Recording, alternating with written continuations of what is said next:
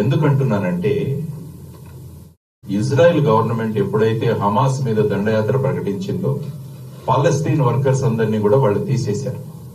ఈ సందర్భంగా భారతదేశానికి మాకు 1,00,000 మంది ఉద్యోగాలు కావాలి అంటే హర్యానా ప్రభుత్వం 10,000 ఉద్యోగాలకి, ఉత్తరప్రదేశ్ ప్రభుత్వం 10,000 ఉద్యోగాలకి అప్లికేషన్లు వేస్తే బాగా చదువుకున్న పిల్లలందరూ కూడా అప్లికేషన్లు పెట్టుకుంటున్నారు.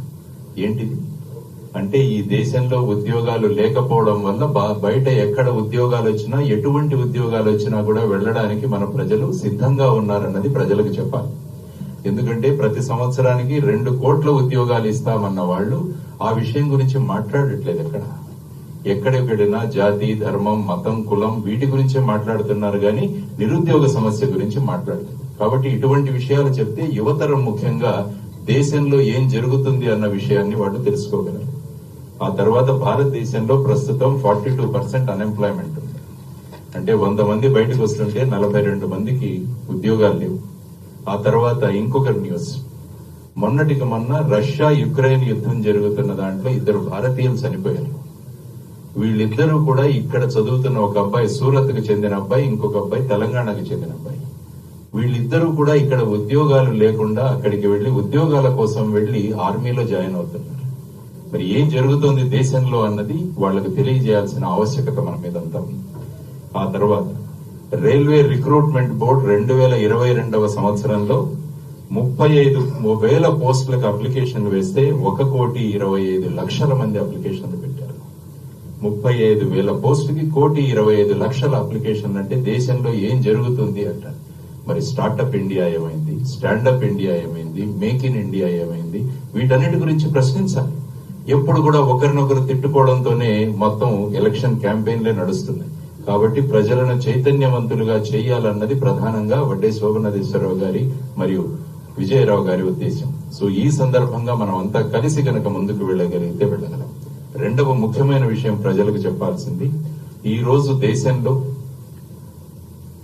దేశంలో 10% ఎవరైతే ధనవంతులు ఉన్నారో వాళ్ళ దగ్గర సుమారుగా 77% సంపద వాళ్ళ చేతుల్లో ఉంది.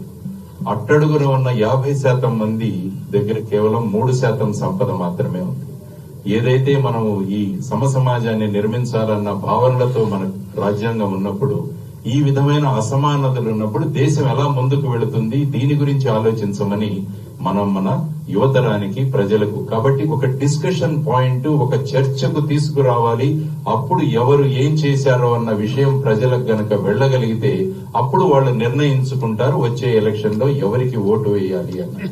కాబట్టి ఈ విధమైన విషయాలు ఏవైతే మనం తీసుకురావాలో వాటి గురించి మనం చర్చించాలని చెప్పేసి ప్రధానంగా వాళ్ళు తెలియజేయడం జరిగింది.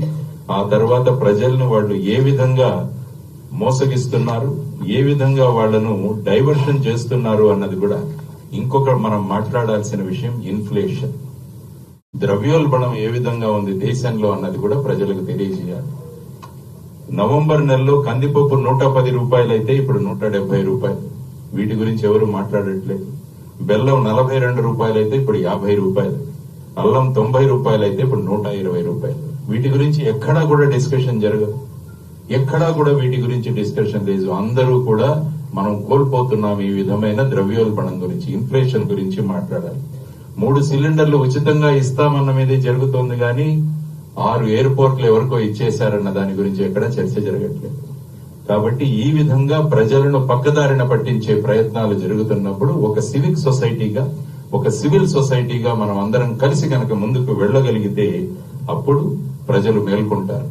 ప్రస్తుతం మంచి రాజు ఎవరు అంటే ప్రజలు ఆనందంగా నిద్ర పెట్టేవాడు మంచి రాజు.